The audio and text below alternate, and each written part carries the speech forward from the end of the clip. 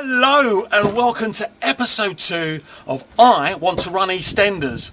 Right, if you don't follow me on Twitter, where I'm EastEnders mad, you won't know the current plots I'm working on. I revealed to my followers on Twitter that in my EastEnders fiction, Black Widow, which is my whole concept that how I would run EastEnders if I was running the actual show, Phil Mitchell will become paralysed and will be in a wheelchair for the rest of his life. How does this happen? There's this, as I explained to you last time, there's this big shootout between Chrissy Watts' mob and Aaron Wilmot Brown's mob, and Phil gets shot in the crossfire, and he's absolutely paralysed. And obviously, at first, Phil's been this strong brute, you know, this ego guy who could beat anyone up, and all of a sudden he finds himself paralysed. So it really asks questions of the character, and of course will be a major challenge for Steve McFadden.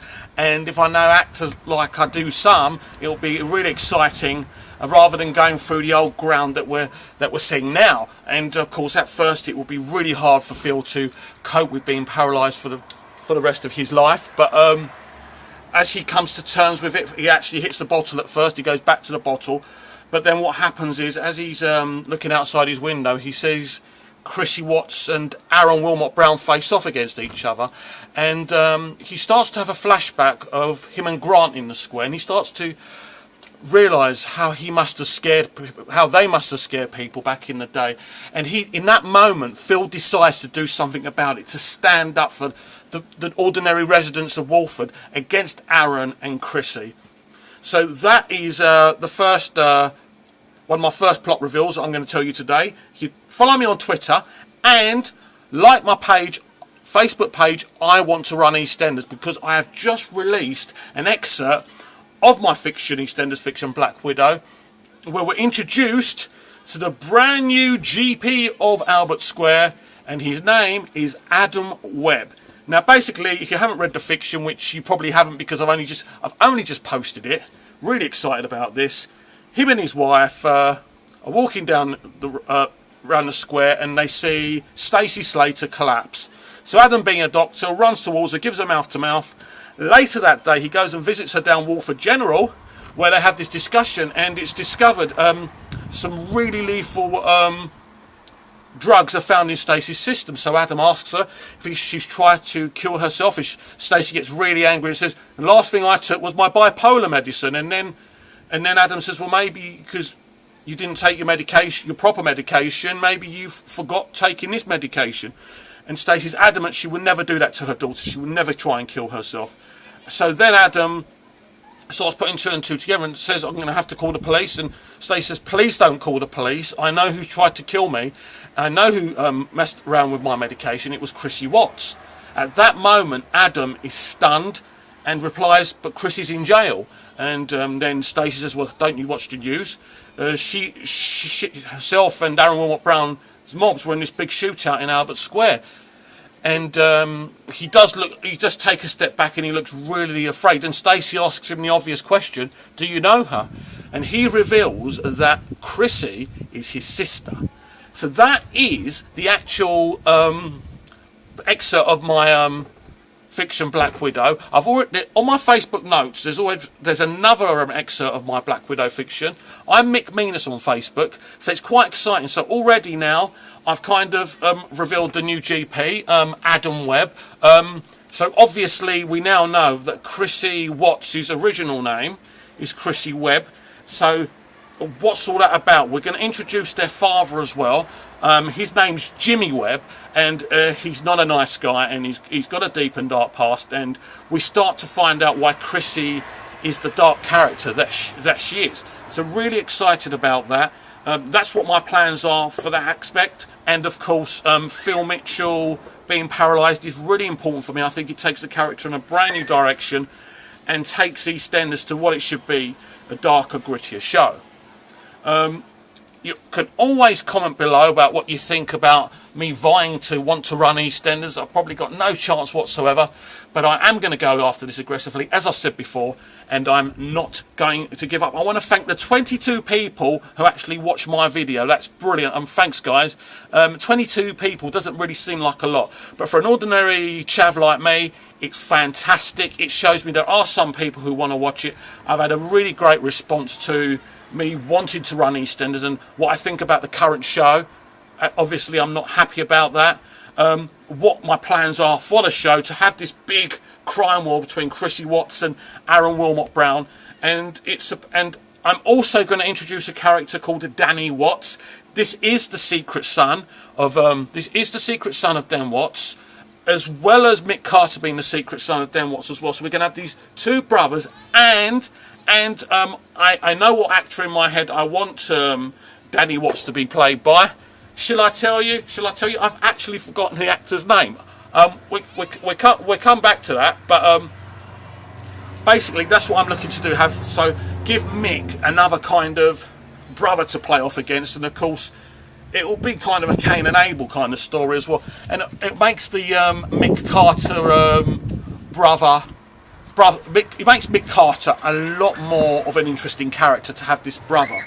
And of course, and then what I'm doing here, by having Mick being Dirty Den's son and having Danny being Dirty Den's son, it brings the origins of EastEnders back with a new generation. We're going to have the Watts brothers. We used to have the Mitchell brothers. Now we're going to have the Watts brothers. So it brings the spirit of Dirty Den back. Because Dirty Den, whatever people think of Leslie Grantham, I really respect him as an actor. About the other stuff, I don't really care. But it just brings back the Watts clan. Also, without a doubt, if I was running EastEnders, Sharon would be called Sharon Watts. Forget the other name. Forget Rickman. She shouldn't still be called Rickman. It's stupid. You've got an original character with the Watts name, and she's not using the Watts name. To me, it's stupid, and it's illogical. So that's what I've got planned, and I've got a lot more plans for my fiction. Definitely got a lot of plans for my fiction, but so far that's what I'm willing to release, and I'm really excited about it. I'm excited about the excerpt of the fiction I've released today. I'm happy with the first edition on my Facebook notes. I think I could really do something special, and as I've said before, I'm not trying to take EastEnders away from being a soap. It will be a soap, but it also will be something bigger and something better as well at the same time. The soapy aspect will be the backdrop of the soap, and you'll see it surrounding this big turf war, these two big criminal gangs vying for Walford as well. So sometimes when someone has a vision for something, it's hard to kind of relay that vision to people who love the show, or people who love the show already. But believe me, I wouldn't be doing this if I didn't believe this was the best thing for EastEnders to take it into the 21st century, because EastEnders is behind the times now. It's nothing like, if it was anything as good as Tony and Julia gave us all those years ago, it would be absolutely awesome, but it's not. I spoke about this before. I do know who I'd want to get rid of in the current show and who I would keep. It's difficult, isn't it? I mean, just imagine if I got onto show, I have no experience, I wouldn't be exactly that popular, but decisions would have to be made for the future EastEnders. I'm an emotional person, I care about people. It wouldn't be fun to lay people off, but I think the main thing now is to make sure that EastEnders is something that we can all be proud of, something that people can watch around the world in different countries and say, wow, the British made this, isn't this brilliant? It's exciting, it's emotional, you've got, brilliant characters having emotional journeys, as well as really gritty physical things being seen, and really stripping down this super bitch Chrissy Watts. That's my main aim for my vision for EastEnders. When I decided that I really wanted to run EastEnders and really save it and make it something special, I thought, who could I bring back? What female character could I bring back could be effective? I mean, the original Chrissy Watts, I'm not a big fan of hers. I didn't really like the character. I liked her originally when she was a mum to Vicky and Sharon, and you had the family unit, and in the end I thought I wasn't really enjoying her character, but I love the actress, I really do. She's a brilliant actress, and I think an actress like that could really give Chrissy what I want. Bringing her back, she's an established character who basically, she's a love a character you're going to love to hate. She's already that because she killed Dirty Den. So by bringing her back and making her be a crime boss, and I want you to imagine what I'm trying to do here. I'm creating a Walford that's in civil war with these two crime gangs vying for Walford. It's these crime gangs who invaded Walford have brought the place to poverty. They've brought the police. It's a Gotham City kind of place. That's what I'm looking for. It's an area in total disarray. You know, people are unemployed, it's hard for them to eat. You've got these crime gangs and these crime syndicates asking for a protection racket, even from people like Phil Mitchell, who's a hard man, but he's not a hard man anymore because he is not as strong as these people, especially now that I've decided to make him a paralysed character. That makes him weaker for a time. But then we start to see Phil's strength of character, and he really wants to protect the ordinary people of Albert Square and Walford, and that's what you're going to see, which makes Phil a more moral character. When we first met Phil, he was really a moral character. Grant was the aggressive one. Grant was the one with issues from the war, from being a soldier. He was always trying to pull Grant back. He was the nice brother. He was the Bobby Ewing, anyone who used to watch Dallas or watches Dallas now. And then what happened was, once Grant left, he became a more nasty guy. They needed him to do that. For ratings, and now he's kind of, they've calmed him down, but he doesn't really, I don't think he's in a place where I like the character right now. So what I want to see is, I think when you're running a long running show, writing it or whatever, I think it's important that you always give characters a new beginning, a new thread, instead of going through the old ground again. I think not only is it going to bore the audience, it bores the actors, and then you see it in their performances. I mean, I can see it in so many EastEnders actors' performances, they don't really believe in what they're doing or what they're saying, and that really is the problem. So it's, as important it is to excite us, the fans, it's important to, yes, they're getting paid, but it's a creative process, and you need to motivate people to do that creative process. And if you don't do that, then maybe we should all pack our bags and not bother making films or TV dramas or writing any, stories, short stories, blah blah blah. That's what I believe. So it's all about motivating people, exciting people. I'm excited. Yes, I know I'm the one coming up with this stuff, but I'm really excited that I want to do this, and I really want to run EastEnders. I really want to make it this multi-Emmy award-winning show, something we can be proud of.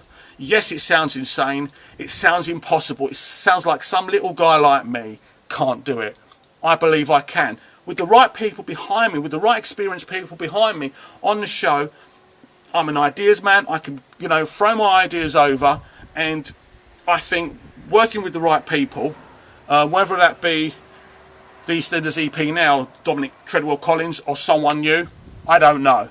All I'm saying is I've got new ideas, I've got fresh ideas, I've got a vision for the show. I think a vision for the show that works. I think, not because I've come up with these ideas, they just make sense to me. If they weren't good ideas, I wouldn't be here making YouTube videos and Facebook videos telling people about it. So please follow me on Twitter, EastEnders Mad, Mick Meanus on Facebook. Please like my Facebook page. Let me start again. Sorry about that. I Want to Run EastEnders. That's my Facebook page. Please like it. I've only got one like. I'm posting loads on there. Come on, guys. Give me a chance. Help me save EastEnders. Help me give you a show to be proud of. We'll speak again. See ya.